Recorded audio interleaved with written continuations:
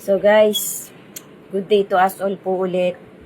Pasensya na po kayo, medyo napusuan ko pong gawing filter to eh.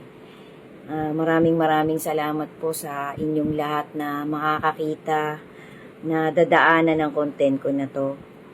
Guys, season 23 na po to ng What is Written Truly Happen. Season 23, part 8. Part 8 na po. Mga isa o dalawa na lang po to guys. Patapos na po to.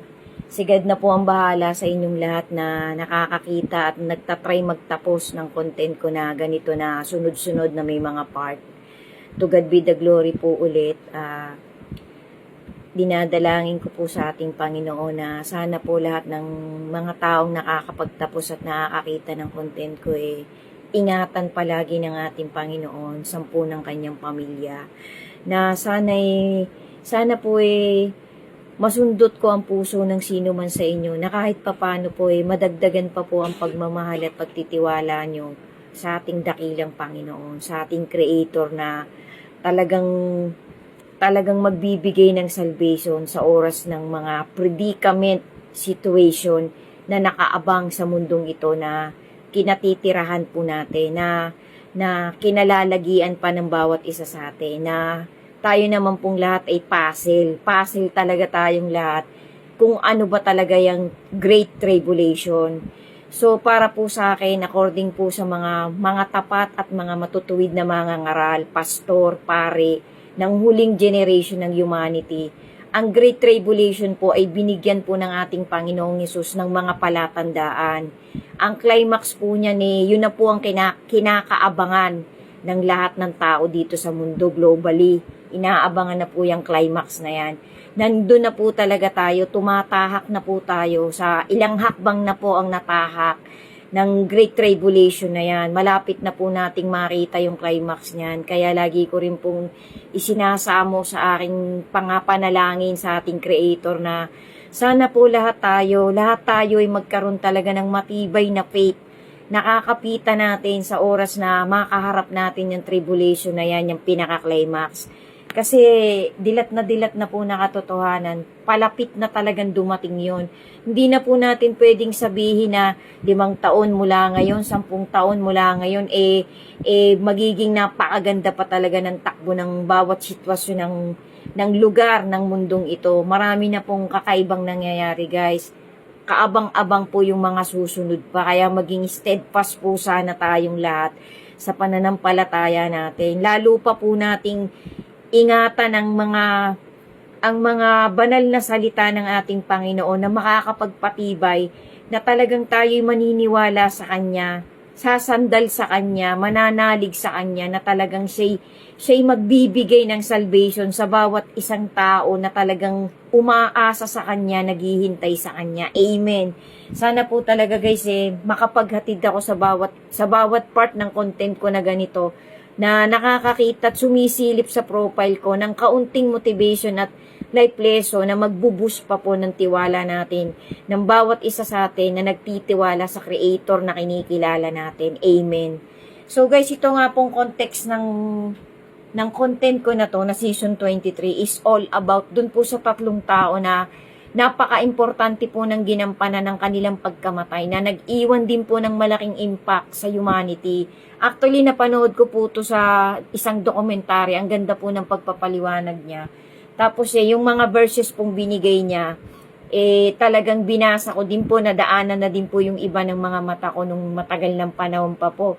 Bago pa po ako nagka-cancer, nabuklat ko na po yung mga pages na yon sa Holy Scripture. Sana po talaga dalas-dalasan po ninyo ang pagbubuklat ng love letter ng ating Creator, kasi napakarami po talaga nating mapupulot na motivation na kahit nasa gitna tayo ng malulubang sakit, ng problema, maaalala po natin palagi na may Diyos talagang nagmamahal sa atin, nagmamalasakit, na ayaw niyang tayo'y maligaw, mapahamak. Amen. So ito nga pong pangalawang importanteng kamatayan na nakasulat din po sa banal na love letter ng ating Panginoon, the death of Moses. So sinasabi po dito sa dokumentaryong napanood ko na according din po sa Holy Scripture. Nasa Genesis po ito guys, pakicheck nyo na lang po. Yung iba po, mga pagpapaliwanag ng mga huling apostol ng ating Creator nandun naman po sa huling Revelation, sa mga ibang part din po chapter ng New Testament. Pakipasyalan nyo na lang po. Sana po pasadahan nyo yung mangilan-ngilang verses na nilalagay ko sa bawat part ng mga content ko. Maging templates man po yan. Thank you so much po talaga sa inyong lahat, guys. To God be the glory po. God bless us all po sa inyong lahat na tumatapos ng content ko. Amen. So sabi po dito, the great leader of the Israelites led them out of the slavery in Egypt and towards the promised land. However, when they reached the edge of the land, God told Moses that he would not be able to enter it himself. Moses ascended Mount Nebo, where he saw the land from a distance and died at the age of 120. The Holy Scripture told us that God buried Moses in an unknown location. Wala pong nakakaalam kung saan talaga dinala ng ating Creator ang katawan ni Moses.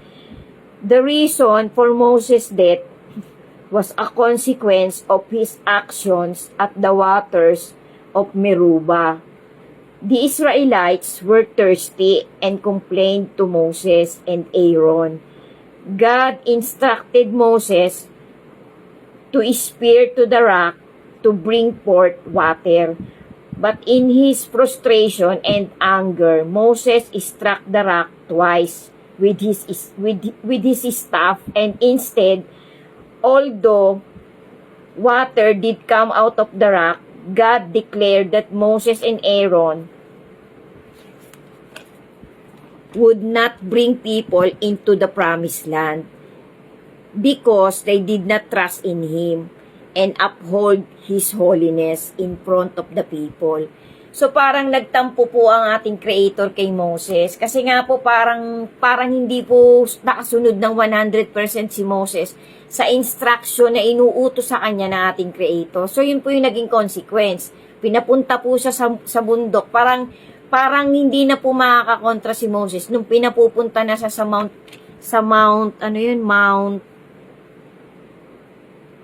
Meribah. Sorry po, sa Mount Nebo, doon po sa pinaakyat ng ating Panginoon. Parang magnet po na sumunod na lang si Moses. Kasi parang na-offend niya po yung ating Creator Kasi nga po parang sumigway po ng pagsunod sa ipinag-uutos sa kanya ng ating Creator si Moses. So yun po yung naging consequence. Parang ako po, personal ko pong POV, opinion sa insidente na to sa Holy Scripture.